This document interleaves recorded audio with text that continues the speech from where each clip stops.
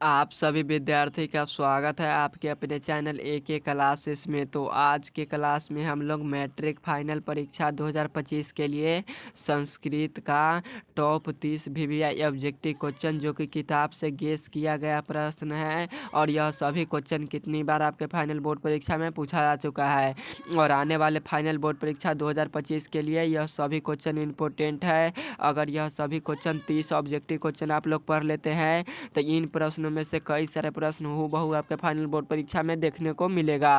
और आपके जानकारी के लिए एक बहुत दुखद घटना है, क्योंकि फैमिली में थोड़ा सा दुर्घटना हो गया जिसके कारण क्लास नहीं चल पाया है, और इसीलिए क्लास थोड़ा सा बाय मिस्टेक हो गया। तो आज के से आपका क्लास रेगुलर चलेगा, तो आप सभी विद्यार्थी बारीकी तरीके से पढ़ लीजिएगा।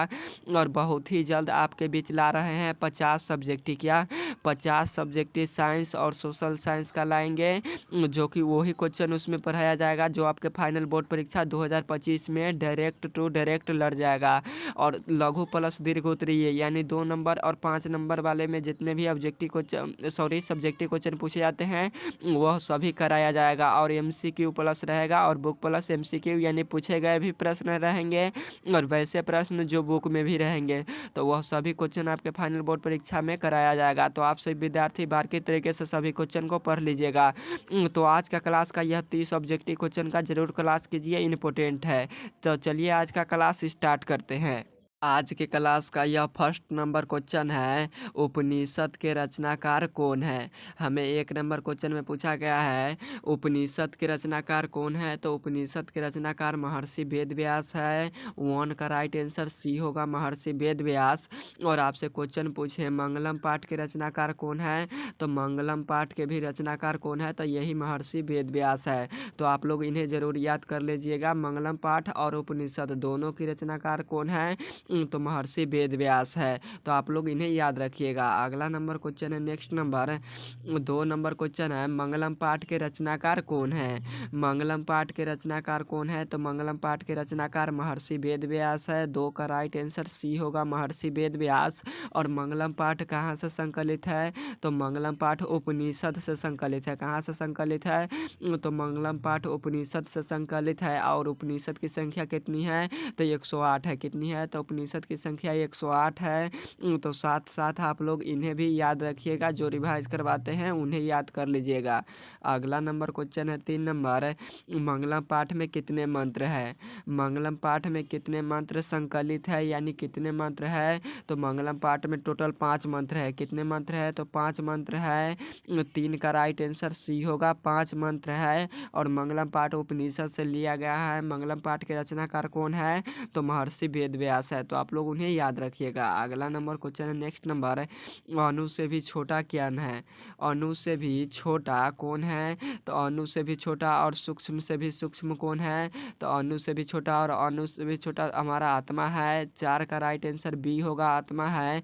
और किसे वश में नहीं किया जा सकता है, आपसे क्वेश्चन पूछता है वश में किसे नहीं किया जा सकता है, तो वश में आत्मा को नहीं किया जा सकता है। और आत्मा कहाँ रहता है, तो आत्मा सर्वत्र रहता है। कहाँ रहता है, तो आत्मा सर्वत्र रहता है। तो आप लोग इन्हें याद रखिएगा, आत्मा सर्वत्र रहता है यानी सभी जगहों पर। और आत्मा क्या है, तो अणु से भी छोटा है। और आत्मा का रहस्य समझने वाला सत्य की अन्वेषण करता है, यानी सत्य की खोज करता है, जो आत्मा को बस में करता है वो। तो आप लोग उन्हें याद रखिएगा। अगला नंबर क्वेश्चन है, नेक्स्ट नंबर 5 नंबर क्वेश्चन है, किसकी जय होती है। 5 नंबर क्वेश्चन में पूछा गया है किसकी जय होती है, यानी किसकी जीत होती है, तो हमेशा सत्य की जीत होती है। 5 का राइट आंसर ये होगा, सत्य की। और सत्य का जीत कभी नहीं होता है। तो आप लोग उन्हें याद कर लीजिएगा।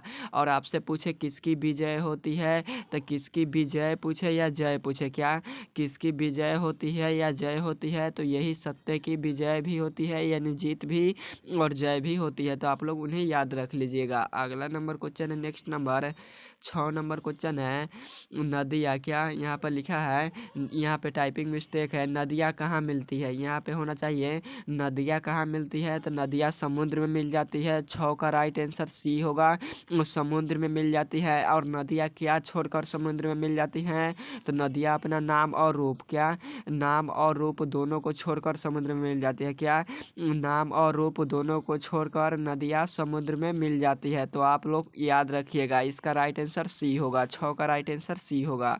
अगला नंबर क्वेश्चन है, नेक्स्ट नंबर 7 नंबर क्वेश्चन है, मनुष्य के हृदय रूपी गुफा में कौन विद्वान है?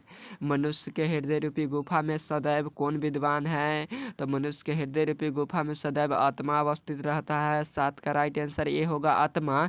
और आज के क्लास में हम लोग टोटल 30 VVI ऑब्जेक्टिव क्वेश्चन पढ़ेंगे, जो कि इन प्रश्नों में से कई सारे प्रश्न आपके फाइनल बोर्ड परीक्षा में हूबहू देखने को मिलेगा। तो आप सभी विद्यार्थी यह 30 ऑब्जेक्टिव क्वेश्चन का क्लास पूरे जरूर पढ़ लीजिएगा, क्योंकि इन प्रश्नों में से कई सारे प्रश्न आपके फाइनल बोर्ड परीक्षा में पूछे जाएंगे। और थोड़ा सा क्लास नहीं चल पाया है बीच में, क्योंकि फैमिली में दुर्घटना हो जाने के कारण से क्लास रुक गया था, इसलिए क्लास नहीं हो पाया है, तो उसे देख लीजिएगा आप लोग। चलिए देखते हैं इसका नेक्स्ट नंबर क्वेश्चन क्या है।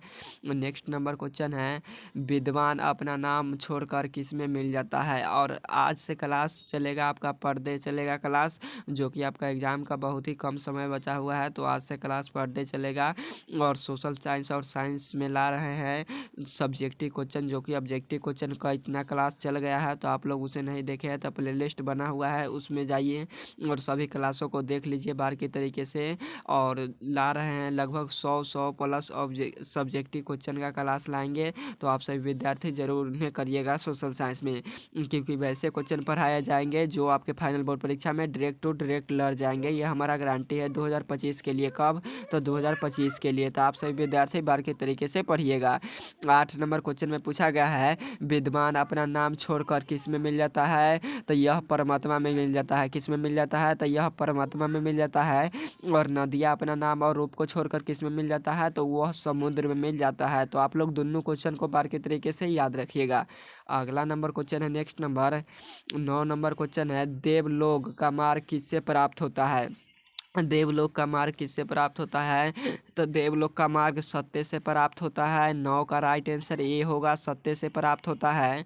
और देवलोक का रास्ता भी सत्य से प्राप्त होता है। तो आप लोग उन्हें याद रखिएगा। और देवलोक को प्राप्त करने के लिए ऋषि लोग क्या करते हैं? तो ऋषि लोग सत्य का मार्ग अपनाते हैं। क्या करते हैं? तो ऋषि लोग यही सत्य का मार्ग अपनाते हैं। तो साथ साथ आप सभी विद्यार्थी इन्हें भी याद रखिएगा। अगला नंबर क्वेश्चन है, नेक्स्ट नंबर, सत्य से क्या प्राप्त होता है?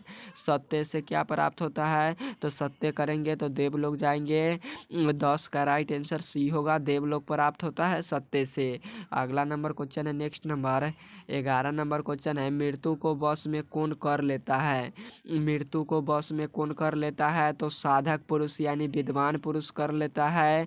11 का राइट आंसर सी होगा, साधक व्यक्ति जो होते हैं वह मृत्यु को पार कर जाते हैं। तो आप लोग उन्हें याद रखिएगा। अगला नंबर क्वेश्चन है, नेक्स्ट नंबर 12 नंबर क्वेश्चन है, किसकी जय नहीं होती है? हमसे पूछा है किसकी जय नहीं होती है? तो असत्य की जय कभी नहीं होता है। 12 का राइट आंसर बी होगा, असत्य की। और आपसे पूछे किसकी विजय होती है? क्या किसकी विजय होती है? तो विजय किसकी होती है? तो विजय सत्य की होती है। किसकी होती है? तो सत्य की। और किसकी जय यानी विजय नहीं होती है? तो असत्य की विजय नहीं होती है। तो आप लोग यह दोनों क्वेश्चन बारीकी तरीके से याद रखिएगा। अगला नंबर क्वेश्चन है, नेक्स्ट नंबर, उपनिषद की संख्या कितनी है? हमसे क्वेश्चन में पूछा है उपनिषद की संख्या कितनी है? तो उपनिषद टोटल 108 है। कितने हैं? तो 108 है। 13 का राइट आंसर बी होगा, 108 है उपनिषद की संख्या। और मंगलम पाठ भी उपनिषद से लिया गया है। और उपनिषद के रचनाकार कौन है? तो महर्षि वेदव्यास है।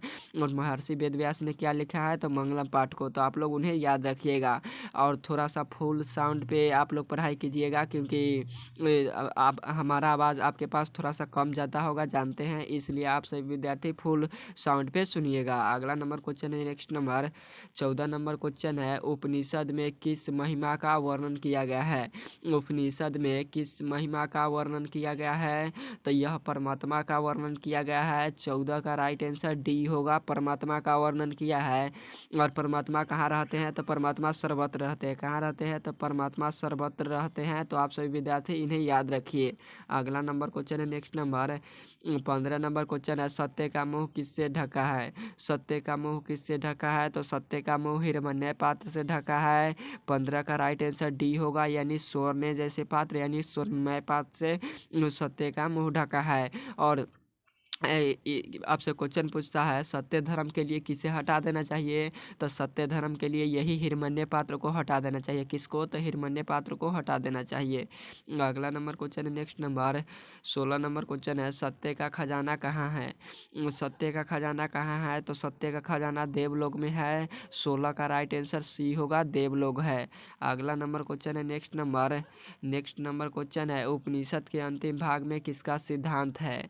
उपनिषद के अंतिम भाग में किसका सिद्धांत मिलता है, तो दर्शन शास्त्र का सिद्धांत मिलता है। 17 का राइट आंसर ए होगा, क्या होगा, तो ए होगा। अगला नंबर क्वेश्चन है नेक्स्ट नंबर क्वेश्चन है ऋषि लोग देवलोक को प्राप्त करने के लिए कौन सा मार्ग अपनाते हैं।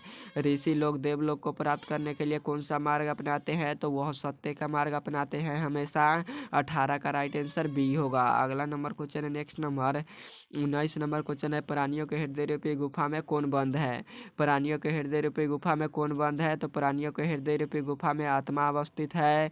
19 का राइट आंसर डी होगा, क्या होगा, तो 19 का राइट आंसर डी होगा। अगला नंबर क्वेश्चन है नेक्स्ट नंबर 20 नंबर क्वेश्चन है नदियाँ क्या छोड़कर समुद्र में मिल जाती हैं।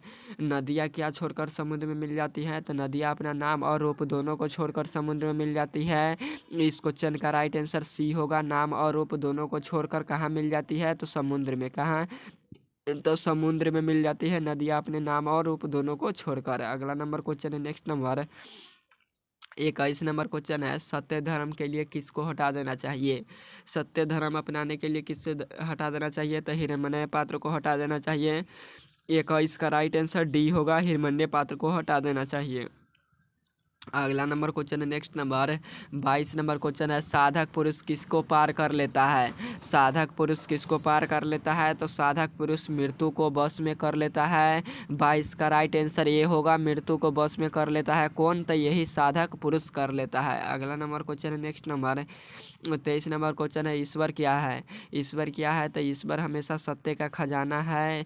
23 का राइट आंसर ये होगा, सत्य का खजाना है। अगला नंबर क्वेश्चन है नेक्स्ट नंबर 24 नंबर क्वेश्चन है किनकी महिमा का गान हुआ है। किनकी महिमा का गायन किया गया है, तो परमात्मा के महिमा का गायन किया गया है। 24 का राइट आंसर डी होगा। और यह किस पाठ से लिया गया है, तो यह मंगलम पाठ से लिया गया है। किस पाठ से, तो यह मंगलम पाठ से लिया गया है। किनकी महिमा का गायन हुआ है, तो परमात्मा का महिमा किस में है, तो मंगलम पाठ में है। अगला नंबर क्वेश्चन है नेक्स्ट नंबर 25 नंबर क्वेश्चन है यह संपूर्ण संसार किसके द्वारा अनुशासित है।